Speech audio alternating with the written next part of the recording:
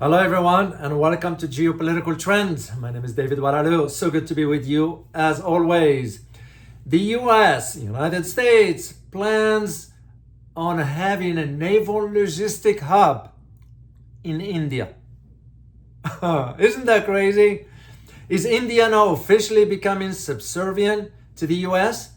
How will India's decision impact its relations with, let's say, BRICS members? That includes China and Russia. In this video, I'm going to provide you my assessment about this fascinating topic or development that is, and highlight to you the geopolitical and security implications both regionally and globally.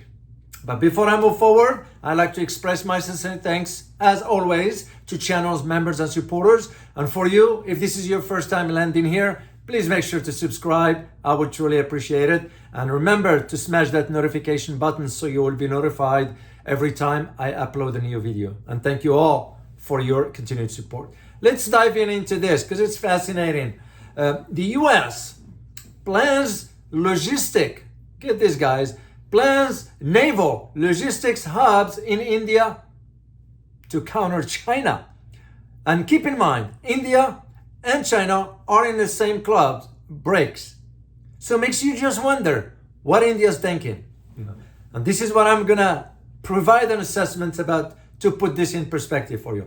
So the US seeks to transform India into, get this guys, a center for resupplying and maintenance of naval vessels in the Southeast Asia region, where it has been stretched thin with such capabilities, because the US doesn't have much. Resupply and repair partnership to help fill the big gap in the Asia-Pacific readiness. This is what the US saying. Well, of course, how this happens to begin with, this came out of the latest visit of the Prime Minister Narendra Modi, who was, I believe, was summoned, not invited, to the White House. So President Biden and Prime Minister Narendra Modi agreed to a comprehensive defense and economic partnership. And that was during Prime Minister Modi's visit to the White House in late June, which was about just 2 weeks ago or so. So the joint statements from the summit reads as follows. Let me share the quote with you. The US-India major defense partnership has emerged as a pillar of global peace and security, end of quote. You can read between the lines. Basically what it's saying is, we're gonna enter into an agreement with you and we're gonna tell you what to do and not to do. Basically, you will be under our supervision. That's how I see it. And the US just did the same with none other than Papua New Guinea, PNG. So the United States, according to its statements, will provide India with support to develop infrastructure that will be used to resupply, repair, and maintain ships and aircrafts. I'm laughing at this because the US will support the development of infrastructure. We didn't even develop infrastructure here at home. So we're going to be going all the way to India to do it. Interesting.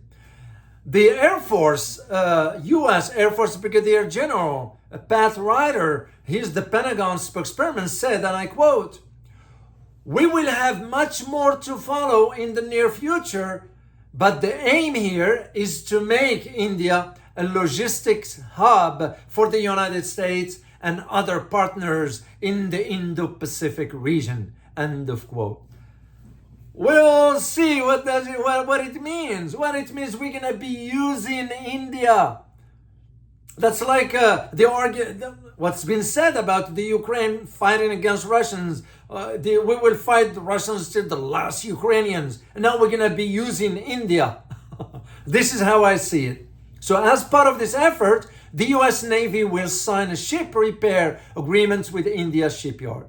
But it will be on our terms, not India's terms. So, and I just don't get it. Where India's going with this, given its membership in BRICS? How do they think China and Russia is going to perceive this? And by the way, this is going to be, the Navy is close to finalize, US Navy that is close to finalizing a deal, a separate one, with the other shipyards in India. They are based in Mumbai and Goa. I'm just seeing the writing on the wall here. India is going to have to become subversive to the United States, no different than Australia. So the US military looks to build readiness for quick handling, resupply activities and repairs in the Asia Pacific region. If the Navy has access to more hubs in the region, remember, they already have one in Singapore for refueling, and I think in either Malaysia or Indonesia, don't quote me, but I think it's in Indonesia, for refueling. So then vessels and aircraft will waste less time pausing operations for both. So the time savings, according to the US arguments, can be allocated to joint exercises with other countries. So yeah, that just, it's very, very confusing for how India will really just go blindly into this agreement. So, and that's what prompted me to do this one. So the United States, it says, according to Jeffrey Payne is the assistant professor for the Near East in Southeast Asia. He argued that there is a big, and I put this in quote, there is a big gap between the bases the United States sustains in the bilateral hub agreements they have in the Middle East and then the Western Pacific, end of quote. Yeah, but we all can see what this guy refrained from saying is that we are wanting to use India to our benefit, not to India's benefit. So India is going to fulfill this, but not to India's benefit, it's to ours. So basically India will be holding the end of the stick. Like Japan, like Philippines, like South Korea, and now PNG, Papua New Guinea. So at present, we only have Japan and Singapore serve as a key naval hubs for the US in Asia. Yeah, Singapore and Japan. So then you have the former commander of US Indo-Pacific Command. His name is Henry Harris. Hailed the initiative by saying, and I quote, "Currently, we operate from Diego Garcia and Western Australia in the Indian Ocean," end of quote. But we all see where this is going. This is not about ships and all that.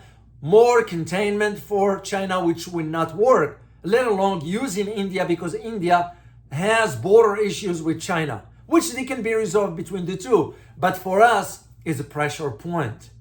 So we can pressure India anytime we want. That's basically what it is. And also because the idea of Asia Pacific is defined by large water, stretches of water. Many believe that conducting supply activities in the region during emergencies will prove more difficult than similar activities, let's say, in Europe with its land routes. Well, yeah, of course, the water routes are different than the land routes. That's no-brainer. So I don't know why they are repeating something that is obvious. So this is why when Prime Minister Narendra Modi was here in the United States for the visit, which again, I believe he was summoned, not invited, the Biden administration plans to deepen the partnership with India beyond the Indian Ocean in the maritime space. Once again, I see the writing on the wall. As a geopolitical analyst, I'm saying it of, well, we're going to use India because the location is there. We're going to allocate our resources. Of course, India will have no say into that. We'll have no control over that. And we won't share that technology with India to begin with. It's no different than what we are doing or going to do in Australia when we sell them the nuclear submarines. Aussies not going, the Australian Navy is not going to have access to that technology. We will be operating the nuclear submarines. So basically, Australia just paid us money and stays under our own command. I see the same in India. Despite what you hear from the foreign minister of India saying, oh, we are independent, it's nonsense. It is nonsense. And so India External Affairs, not the Prime Minister, I'm sorry. India External Affairs Minister John Sangar met with his counterpart of Philippines Secretary Enrique Manalo in New Delhi at the end of June, when Prime Minister Modi came back from his visit. So the two ministers released a joint statement that backed, get this guys, backed a 2016 arbitration ruling at The Hague rejecting Chinese claims to nearly all of South China Sea. Yeah, it's almost, I feel like India is stabbing China in the back, despite being with it in the BRICS. This is why a lot of talk right now about maybe India shouldn't be in BRICS and it ought to be replaced with either Indonesia or Iran. That is what the conversation is. India, as I believe, in my assessments, is the weak link in BRICS. It's going to hinder the BRICS moving forward. So they have to decide. Members of the BRICS have to decide. So this marked, in my opinion, the first time that India expressed support for the Hague ruling against China, which is based on the United Nations Conventions on the Law of the Sea. This is very, very troubling.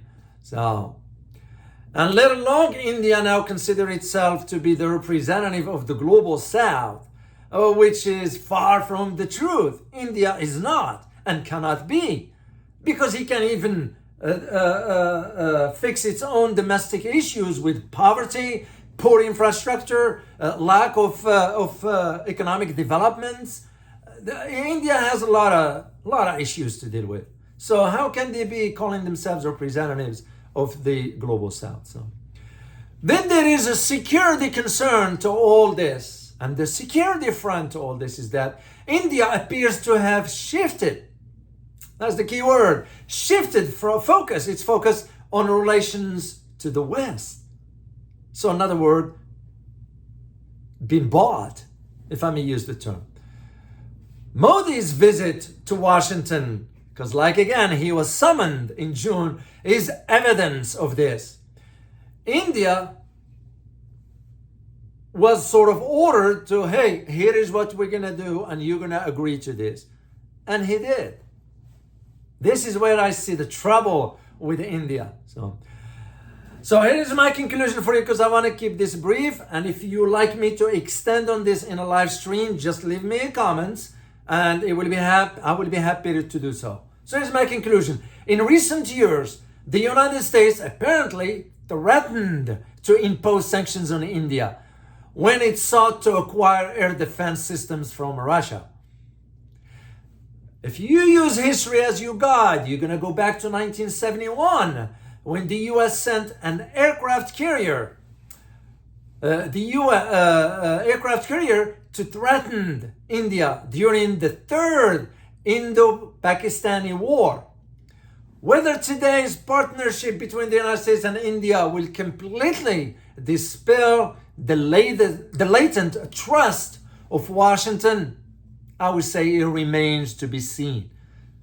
But apparently India is blind to the truth by going into this blindly. So this is why, again, I have a lot of information on this. If you'd like me to extend on it in a live stream, I'll be happy to do it. So, and by the way, if you like the content of this video, please hit that like button and subscribe. I will really appreciate it. As always, guys, remember, geopolitics impacts your daily life in more ways than one. Till next time, bye-bye.